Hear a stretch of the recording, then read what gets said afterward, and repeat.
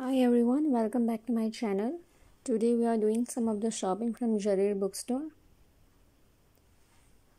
So just see that what we have purchased, and the unboxing will be done soon, and we are going to the restaurant as well. So some of the clips are kept.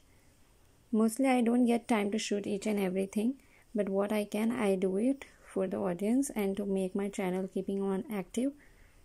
Though we have seen that very less views are there, so please keep watching whoever are seeing this video constantly, so just to encourage me and give me motivation so that I carry on with my journey and whatever I do in daily life and explore it with you and bring it out on the screen.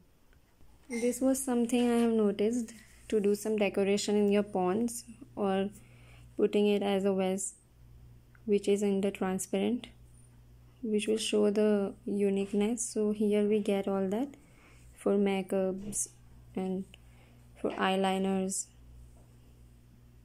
or even the painting essentials were also there. So there is good varieties over here and very well, and the product is very appreciated. So stay tuned for watching.